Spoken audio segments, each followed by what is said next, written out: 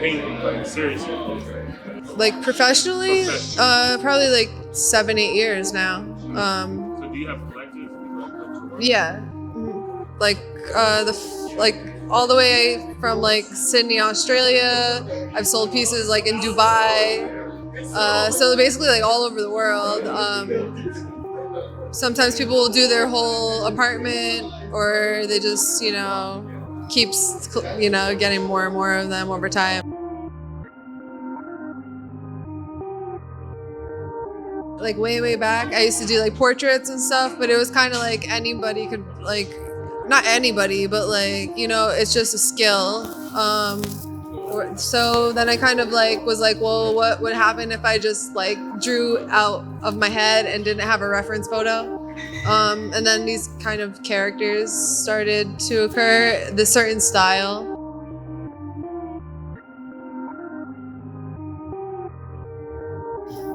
Which I really liked, and I kind of like just ran with that, and now it's like its whole own universe, and I wouldn't want to draw in a realistic way anymore, not so much anyway.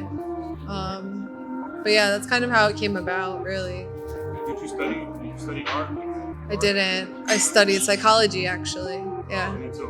So, but I'm still crazy, so it didn't fucking help.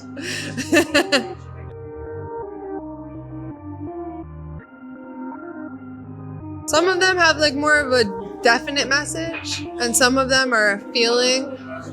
Sometimes it's like therapy for me. If I were able to describe them in words, like I would have wrote it down. Like, so like for me, like to draw something like, or to convey it as an image is like way more, maybe I can't word it correctly, what I'm trying to get at, but like, it's more so to make you feel a certain way, or to feel what I was feeling, or maybe what you're feeling about it. Like, some people may interpret each piece differently because of where they're coming from or what they're dealing with at the time, whatever it may be. And like, that's why I also don't like to give it a definite meaning, because then it's like, now you can only think about my meaning of it, where I want you to like kind of look at it and like feel something and come up with your own meaning. So although yes, maybe that means something to me, I want to know kind of more so what it means to you.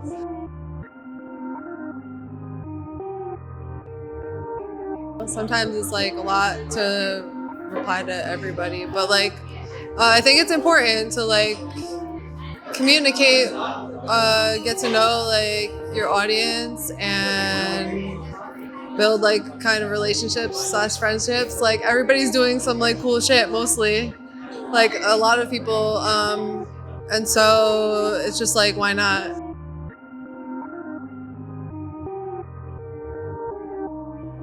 I mean, there's no place like New York.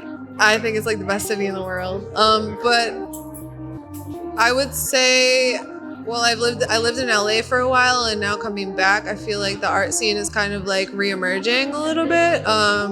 People have been going really hard lately, and like also like with Art Apple, like we have like 40 like or more really talented local New York area, tri-state area artists, but they're like, have global networks, but they just happen to live here in New York, and it's like a really cool scene right now, actually, and so many talented people, like I can't even start to name, and everyone's got their unique style, and it's just really good quality stuff. I think like the gallery structure is changing a little bit, and this is kind of like where it's going, is to like a younger, hipper crowd, because that's who's making it. And at the end of the day, like, these living artists are going to be Basquiat or Keith Haring 30 years from now, 40 years from now, so it's not that far down, it's not that far stretch. It's just we're basically like making history in the time of it, so it's hard to see now. But art is history, basically. It's something that was made in the time period. You can't take something from ancient Syria, something that was etched into stone, and wipe that out, right? I could win a war and erase the book, rewrite that history, and now that true history is gone. But you can't rewrite something that was made by hand at that time. So this is like literally a statement of the time. Not necessarily only my art, but everybody's. So it's like a really cool thing.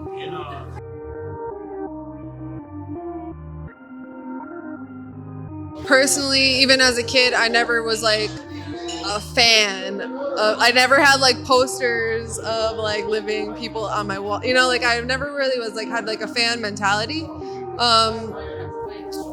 So it's like if you're gonna be working with people, you have to like understand that like this is just another person.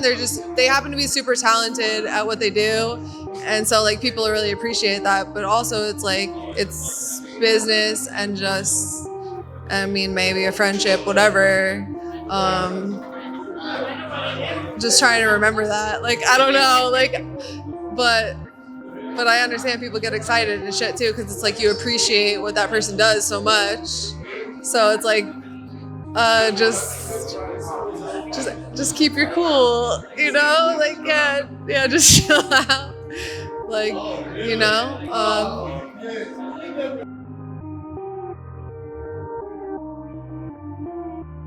So far, just to get started, I've been doing like limited runs of one design. I try and like every time I have a show, release a tee design, and then once they're sold out, and that design's never gonna happen again, and we'll do a new design.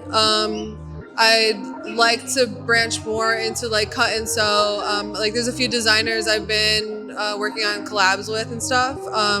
More so just one of one specific pieces. These are more like an art piece / high fashion with like an element of streetwear still. So there's like more so like the merch side of it, and then there's like the more so high fashion side of it. And then like also I do like a lot of customization. Like we just did the pop-up at Adidas. So basically like, you know, just custom sneakers, bags, stuff like that, jackets, pants, whatever. But yeah, I'd like to develop it more into like an actual line, for sure.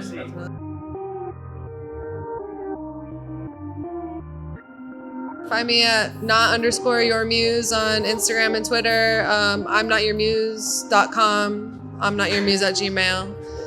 And I'm around. Here I am.